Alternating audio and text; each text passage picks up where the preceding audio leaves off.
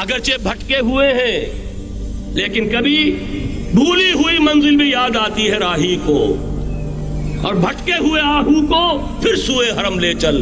اس کی ضرورت ہے مسلمان کو پھر اس کا مقصد یاد دلایا جائے۔ پاکستان اس لیے نہیں بنایا گیا تھا کہ ہمارے ہاں ٹاٹے اور برلے نہیں تھے تو ہمارے پاس اس کے بھی باپ وجود میں آ جائیں، اس لیے تو نہیں بنایا گیا تھا۔ پاکستان اس لیے نہیں بنایا گیا تھا کہ جاگیرداروں کی جاگیرداریاں محفوظ ہو جائیں، پاکستان اس لیے تو نہیں بنایا گیا تھا۔ اور یہ کہ نمازیں اور مسجدیں تعمیر ہو جائیں، مسجدیں تو امریکہ میں تعمیر ہو رہی ہیں عالی شان سے عالی شان، اس لیے پاکستان نہیں بنا تھا۔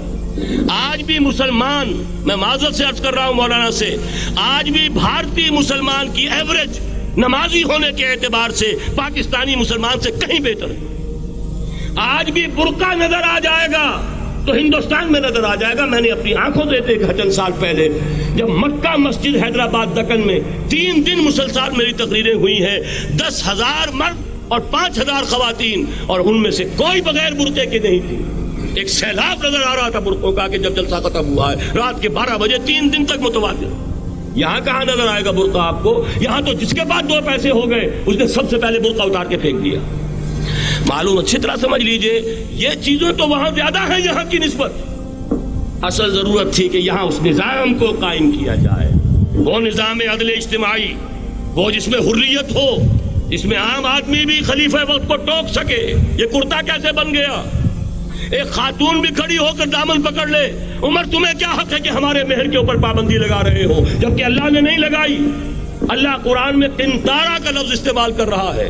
ڈھیروں سونا دے دے کوئی شخص اپنی بیوی کو مہر کے اندر، طلاق دیتے وقت اس میں سے کچھ نہیں لے سکتا، آپ کون ہوتے ہمارے حق کے اوپر پابندی لگانے والے؟ اور عمر نے کہا آج ایک بڑھیا نے وہ اب عمر کو دین سکھایا، آرڈیننس واپس۔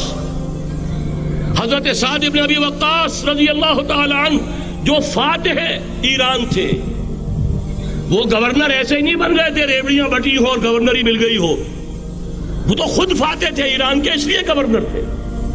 صرف ایک پرچہ پہنچا ہے بارگاہ خلافت میں، حضرت عمر فاروق کے پاس انفارمیشن آئی سعد نے اپنے گھر کے باہر ڈیوڑی بنا لی ہے اور ایک دربان کھڑا کر دیا ہے، حضرت بلال کو بھیجا ہے رقعہ دے کر، اور یہ حکم تھا کہ بلال پہلے تو جاتے ہی ڈیوڑی میں آگ لگا دینا، پھر یہ رقعہ دینا میرا۔ اور رقعے میں لکھا ہوا تھا اے سعد، لوگوں کو ان کی ماں نے آزاد جانا تھا، تم نے انہیں اپنا غلام کب سے بنا لیا ہے؟ یہ دربان کھڑے کر دیا اپنے آگے۔ وہ حریت، وہ مساوات کہ جا رہا ہو خلیفہ وقت اور چارج لینے جا رہا ہے بیت المقدس کا، کوئی ذاتی علاج کے لیے نہیں جا رہا، سیر و سیاحت کے لیے نہیں جا رہا، چارج لینے کے لیے بالکل سرکاری وزٹ ہے، آفیشل وزٹ ہے، اسٹیٹ وزٹ ہے۔ اور حال کیا ہے؟ 700 میل کا فاصلہ طے کرنا اور ایک اونٹنی، کوئی انٹوریج نہیں، کوئی خدم و حشم نہیں، کوئی جمبو جٹ بھرے ہوئے نہیں، کچھ نہیں، ایک اونٹنی ایک خادم۔ اس ایک اونٹنی پر چونکہ راستے کا راشن بھی ہے لہذا 2 آدمی نہیں بیٹھ سکتے، ایک بیٹھ سکتا ہے۔ ایک منزل خلیفہ وقت بیٹھا ہوا ہے اوپر اور خادم نکیل پکڑ کر چل رہا ہے، اگلی منزل خادم اوپر بیٹھا ہے اور خلیفہ وقت عمر بن الخطاب رضی اللہ تعالی عنہ اور وہ آگے آگے نکیل پکڑ کر چل رہے ہیں۔ یہ نظام چاہیے آج نوع انسانی کو۔ اس کے انتظار میں، اس کی تلاش میں نوع انسانی نے کتنے تجربے کر لیے، کیسی چھلانگیں لگائیں، ملوکیت ختم کی، آسمان سے گرا کھجور میں اٹکا، جمہوریت آئی نام نہاد، لیکن وہ سرمایہ دارانہ نظام بن کر آگے سے بڑھ کر لعنت بن گئی۔ پہلے جاگیردار مسلط تھا، اب سرمایہ دار اور کارخانے دار مسلط ہو گیا۔ اس سے نکلنے کے لیے زور لگایا، کمیونزم کی طرف گئے، چھلانگ لگائی، اب ایک پارٹی ڈکٹیٹر بن کر بیٹھ گئی۔ انسان رست از یک بنتا افتاد در بندے دیگر، ایک چیز سے غلامی سے نجات پاتا ہے، دوسری میں پھنس جاتا ہے۔ اور کیوں؟ کہ وہ نظام عدل اجتماعی جو محمد عربی کو دے کر بھیجا گیا تھا، اس کے کسٹوڈین سوئے ہوئے ہیں، اس کے کسٹوڈینز کو اندازہ ہی نہیں۔ یہ نسخہ تو ہمارے پاس تھا، ہمیں عمل کرنا تھا اور دنیا کے سامنے پیش کرنا تھا۔ پاکستان بنایا اس لیے گیا تھا کہ ہم اس کا ایک نمونہ دنیا کے سامنے پیش کریں گے۔ قائد اعظم نے فرمایا تھا کہ ہم یہ چاہتے ہیں کہ پاکستان کی صورت میں عہد حاضر میں اسلام کے اصول حریت و اخوت و مساوات کا ایک نمونہ قائم کر کے دکھائیں۔ کہاں ہے وہ؟ بھٹک گئے، سو گئے۔ بہرحال اب بھی وقت ہے، جب تک سانس تب تک آس۔ میرے عزیز نے تو ڈرایا ہے اور صحیح ڈرایا ہے۔ اللہ تعالیٰ نے 25 برس انتظار کیا تھا، پہلے عذاب کا کوڑا پھر مارا ہماری پیٹھ پر۔ وَلَنُذِيقَنَّهُم مِّنَ الْعَذَابِ الْأَدْنَىٰ دُونَ الْعَذَابِ الْأَكْبَرِ، بڑے عذاب سے پہلے چھوٹا عذاب کا مزہ چکھائیں گے۔ لَعَلَّهُمْ يَرْجِعُونَ، شاید کہ لوٹ آئیں۔ کوئی عجب نہیں اس عذاب الادنا سے بعد ہم جاگے نہیں، ہوش میں نہیں آئے، کوئی عجب نہیں کہ بڑے عذاب کا کوڑا ہماری پیٹھوں کو برس جائے۔ لیکن مجھے یہ یقین ہے، نوٹ کر لیجئے، اگر یہ دوسرا امکان ہو گیا، خدا نہ خواستہ اللہ کے عذاب کا کوڑا ہماری پیٹھ پر برسا، مجھے یقین ہے اللہ ہندوؤں کو مسلمان بننے کی توفیق دے گا، لیکن اسلام کا بول بالا اسی خطے سے ہو۔ تاریخ میں یہ ہو چکا ہے آیا فتنہ تاتار کے افسانے سے، پاسباں مل گئے کعبے کو صنم خانے سے۔ تاتاریوں کے ہاتھوں کروڑوں مسلمان قتل ہوئے، لیکن اسلام نے تاتاریوں کو فتح کر لیا، اور پھر اسلام کا مسلمانوں کا دوسرا دور عروج انہیں تاتاریوں کی مختلف شاخوں کے تحت ہوا۔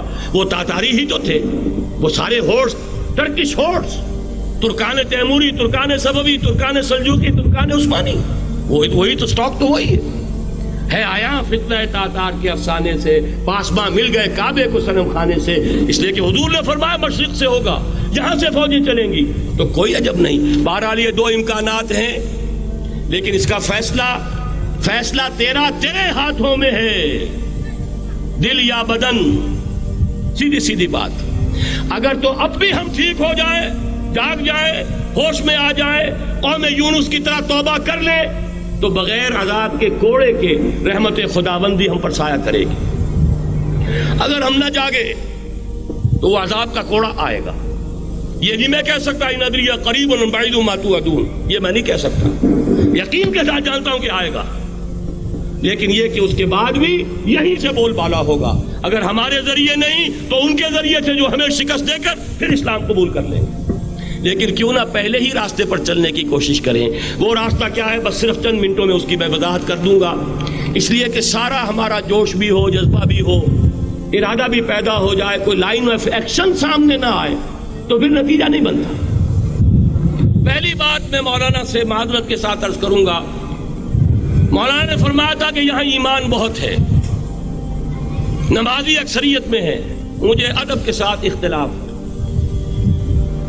ایمان نہیں ہے، یا قرآن جھوٹا ہے یا ہم میں ایمان نہیں۔ قرآن کہتا انتم الاعلون ان کنتم مومنین، اگر تم مومن ہوگے تم ہی سربلند رہو گے، ہم تو سربلند نہیں ہیں، تو کیا کہیں گے قرآن جھوٹا، ایمان نہیں ہے۔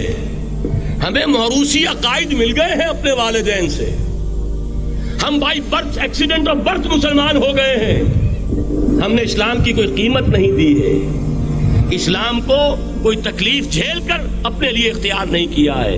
پہلا مرحلہ ہے یا ایھا الذین آمنوا آمنوا باللہ ورسولہ والکتاب الذی نزل علی رسولہ، اے ایمان والو ایمان لاؤ۔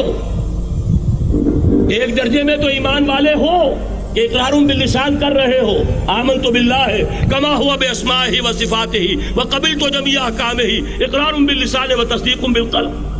آمنت باللہ وملائکتہ وکتبہ ورسلہ والقدر خیرہ وشرہ من اللہ تعالی والبعث بعد الموت، لیکن یہ اقرار باللسان ہے، کبھی ذرا دلوں میں جھانکو، تصدیق بالقلب ہے۔ تصدیق بالقلب ہو جائے تو زندگی کا نقشہ بدل جائے گا، سوچ بدل جائے گی، ترجیحات بدل جائیں گی۔ آج زندگی سب سے عزیز ہے، پھر شہادت کی موت اس سے کہیں زیادہ عزیز ہوگی۔ نشان مرد مومن باتو گویم جو مر آیت تبسم بر لبے اوست۔ تو پہلا مرحلہ ہے ایمان کی تجدید، ایمان کو تازہ کرو، ایمان کو تازہ کرو، اور اس کے لیے منبع اور سرچشمہ قرآن حکیم۔ هو الذی ينزل على عبده آیات بینات لیخرجکم من الظلمات الی النور۔ قرآن سے ہی لوگوں کو بلاؤ، تلاوت آیات کے ذریعے سے لوگوں کو کھینچو، یہ میگنیٹ ہے جو سلیم الفطرت لوگوں کو کھینچ لے گا، پھر اسی کے ذریعے سے تزکیہ کرو۔ یا ایھا الناس قد جاءتکم موعظۃ من ربکم وشفاء لما فی الصدور، تمہارے سینوں کے اندر جو روگ ہیں ان کا علاج بھی یہی قرآن ہے، پھر اسی کی تعلیم دو۔ یتلو علیہم آیاتہ ویزکیہم ویعلمہم الکتاب والحکمہ